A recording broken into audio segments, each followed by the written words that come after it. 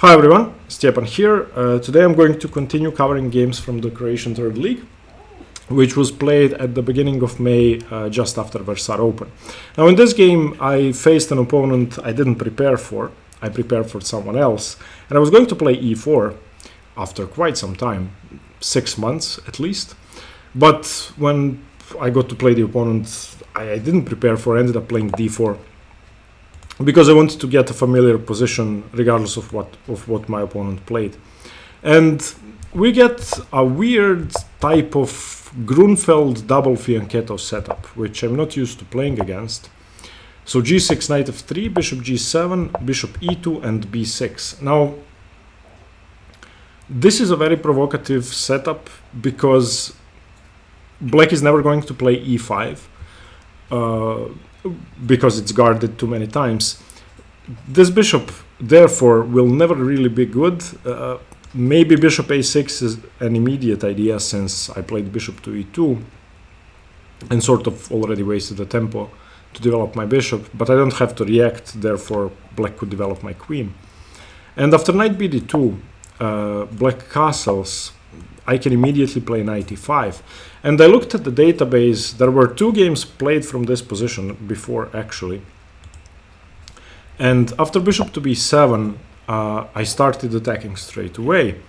The only time this position was reached, white played what I played here, h4.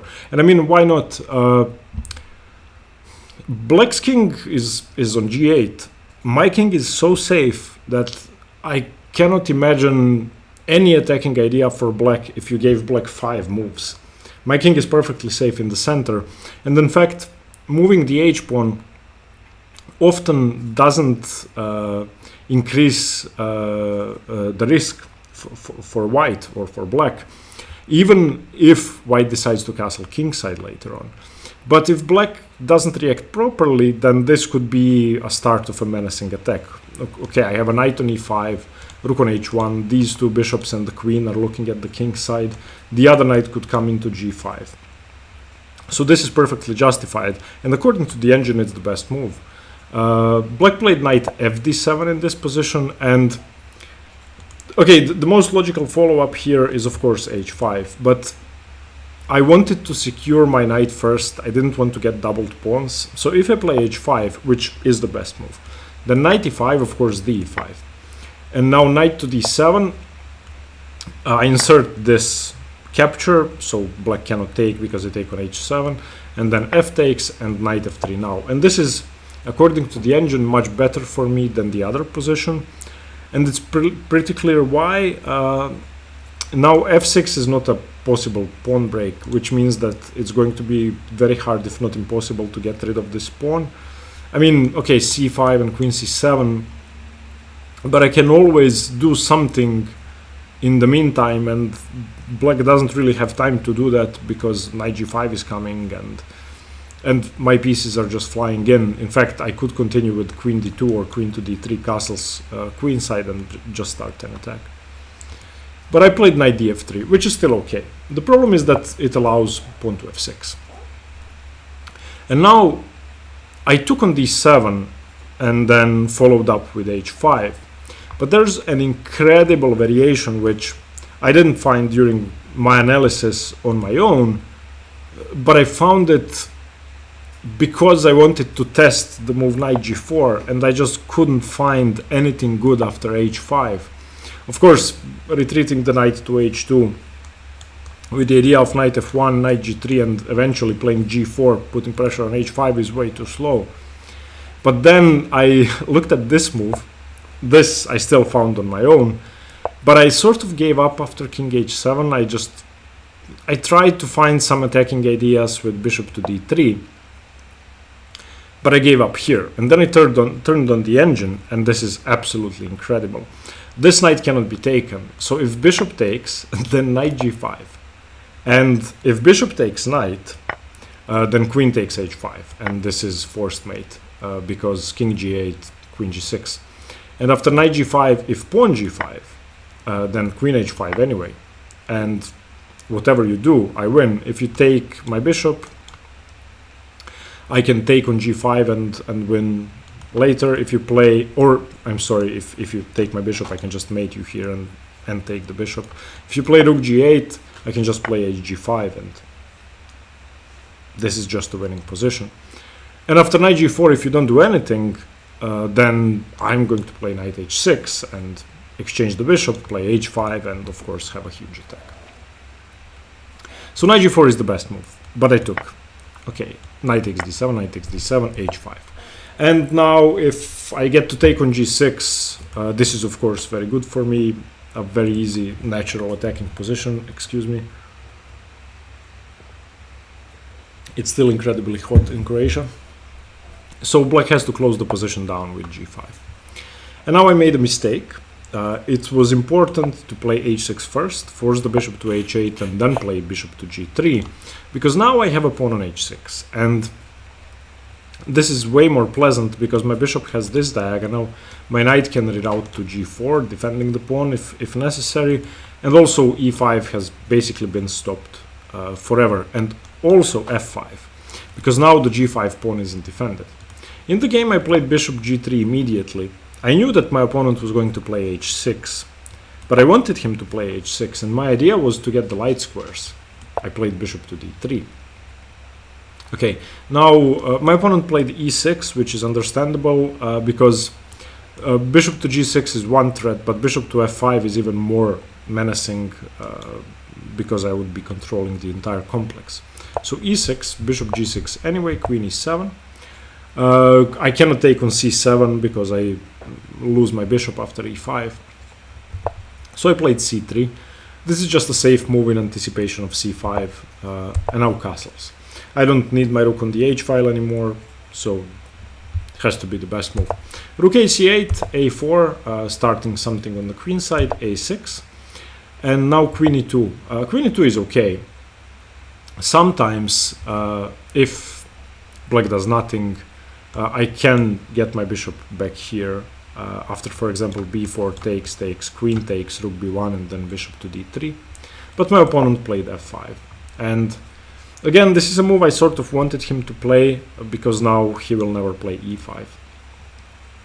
And the position is very complicated, at least it was for me. I was struggling to find plans here. So I played rook ad1 first. He played rook fd8. I played queen c2. And the idea is I want to stop him from winning my h5 pawn. And queen c2 may seem absurd in that respect, but he wants to play knight f8 and then put pressure on the bishop. But in order to put double pressure on the h5 pawn, he needs to play bishop f6 and queen g7 first. So that gives me enough time to play queen c2, queen b3. So he plays bishop f6, I played rook fe1, he played queen g7, and I played queen b3. Now if knight f8, I can just take on b6. So he played bishop c6, maybe trying to play rook b8. So now I seize the opportunity to play bishop d6. Now this is my bad bishop, and if I can keep the pawn on h5 or the bishop on g6, I thought, well, I should be better. So the idea behind bishop d6 is simply to take on f8. Also, if he doesn't play rook b8 and plays knight f8, I can also consider playing d takes c5. So after bc5, bishop c5. But it's risky because there's a discovered attack. He played c4 though, so that wasn't an option. Queen a3, g4, forcing my knight away, knight d2, knight f8, and I took. He took with the queen. I don't really have a good alternative to taking, so I took. He took with the king. Now the nature of the position has changed again. And again, it's all about the bishop on g6. So what he would like to do is get the king out of the way to e7, play rook g8, play bishop here, and then force me to take, and then if he does force me to take, then I lose the game, I think, because he moves the bishop away. Let's imagine a situation in which these two bishops are traded off, which could happen. He moves the bishop away and then plays king e7, king f6, king g5. And I have no decent way to defend, except with knight g3, but that's a misused knight, to say the least. So I played rook a1, trying to get some counterplay on the queen side. Also, my rook is useless on the d file. He played king e7, and I played f3. So also rook a1 defends the pawn. Sorry about that. So king e7 and f3. So before he manages to play rook g8 and bishop to e8, I need to get counterplay. Of course, if he allows me to take, then I should be better. I don't see a good way to defend the g4 pawn after that. So he has to take, and takes. And now after rook g8, I can move my king away, and I have possibilities to play my rook to the g file. He played bishop h4. Now rook g1 would, of course, lose the game to bishop f2. So I played rook e2. Rook g7. And in this position, the engine wants me to play a move I did not consider at all. Now, I should mention that the engine says this position is perfectly equal. I had an opening advantage, but at this point, perfectly equal, says the engine, with the move f4. Now, what I don't understand is, how should I be trying to win this position if I play f4? Now, okay, the engine says it's equal, so it probably just trades everything off on the g file and agrees to a draw. For a human, the move f4 is so committal in a wrong way that I just didn't consider it at all. So after f4, I don't see a plan. I played a move which the engine says is bad, but I liked it, and I sort of still like it. There's a problem with it, but it's very hard to see what the problem is. I played e4, which is why I played f3. Except for defending my bishop. I wanted to blow open the position and put pressure on e6. Also on c4. So I'm threatening to win a pawn. The pawn on f5, so he has to take. Takes. And now he played bishop to g5, which the engine says is a mistake.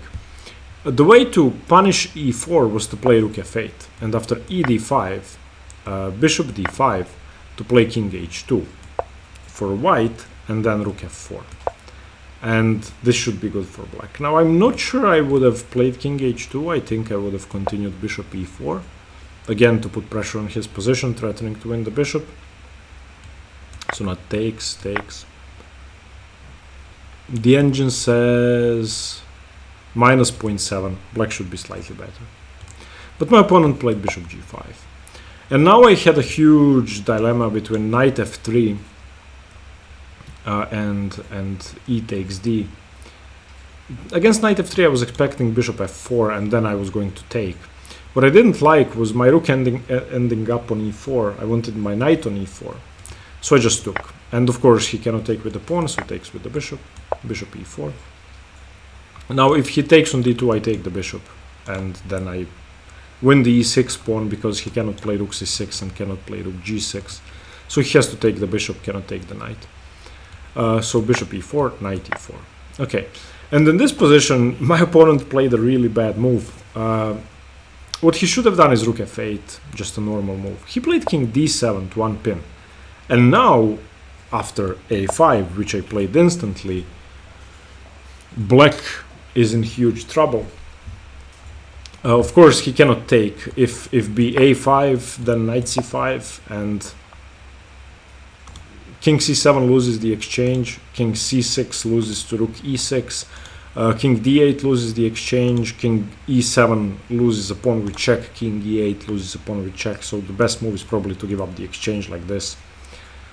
If b5, then again knight c5, same story. So he cannot do anything about a5. I'm basically going to win a pawn. If he, let's say, defends with rook b8, then I take, and after rook b8 I still have knight c5. Or this, and I can just take, because if he takes I have knight c5. And this should be just a winning endgame for me. The knight is much stronger than the bishop. Here he played bishop f4, which is, I think, even worse. It just loses the game immediately. According to the engine, white is like +5 here. So I took on b6, he played king c6, and I played knight f6. There were other options. I could have played b7, or knight c5 or rook a6, but knight f6 is very strong. The reason knight f6 is strong is there is only one thing that worries me in this position, and only one way I can lose, and that's if he gets to play rook g4, rook h4, and rook g8. And that could be huge trouble. So if I don't do anything, let's say I move my pieces around,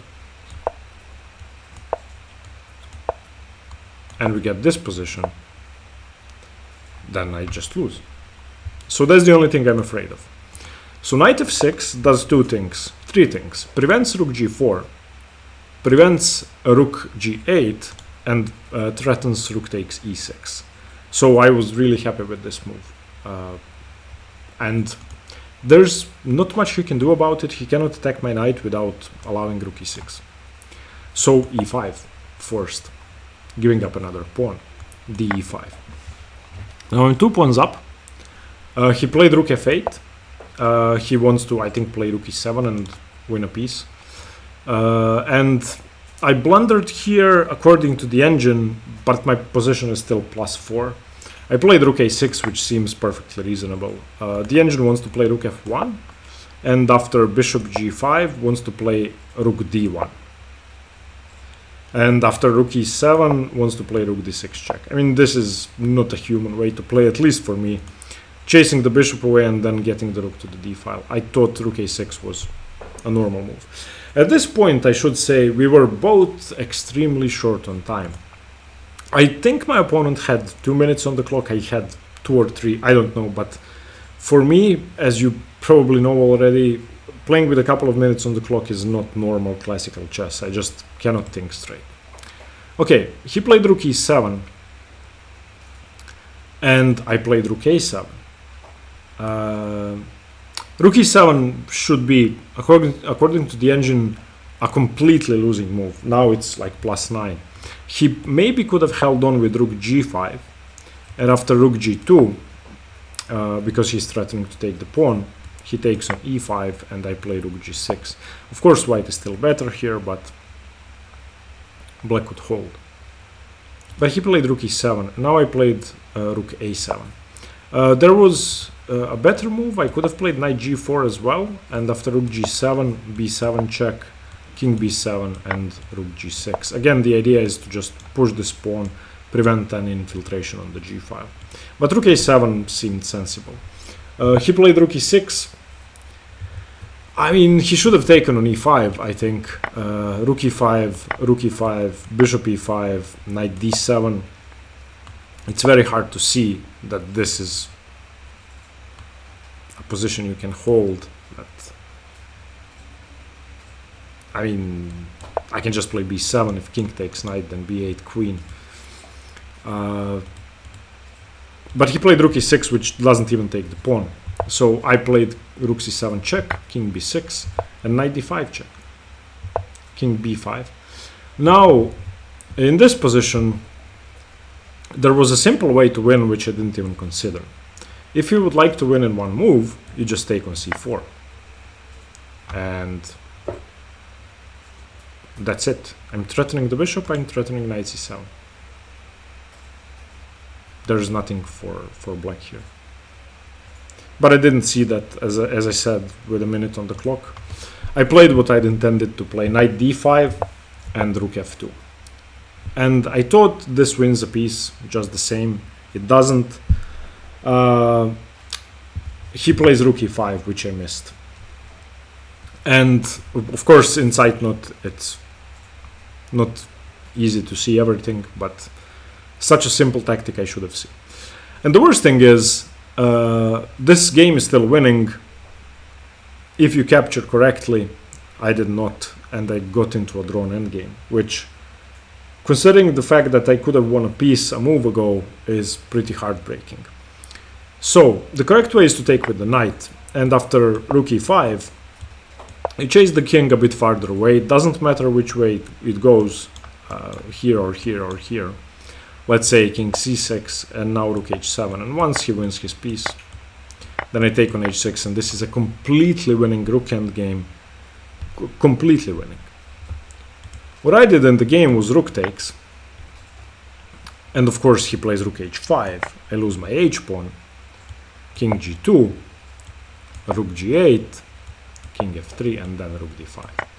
And now the problem is, even though I won the c4 pawn, this is a completely different story. I don't have the outside passed pawn. I didn't take the pawn on h6. He has counterplay. And with one rook on the board, this should be, I think, more easily winning for humans because there are no mate threats. With both rooks on the board for both sides, he could mate me. Doesn't matter that I'm a pawn up. Objectively, it should be equal because it's very hard to hold the position with two rooks on the board. Something like this happened and we agreed to a draw. I was on 30 seconds probably, so there is no way with my stress level at that point that I could have won this game. The worst thing is, once you're winning and you blunder into this, then it's really hard to continue. Again, I think I played well. I think e4 was a good idea, and my opponent blundering with king d7 just gave me a winning position. Unfortunately, this knight d5 idea, which is good and still winning, is just inferior to rook c4. I don't understand why I didn't take on c4. Black just has no moves here. Black can immediately resign. I mean, I win a piece, but yeah.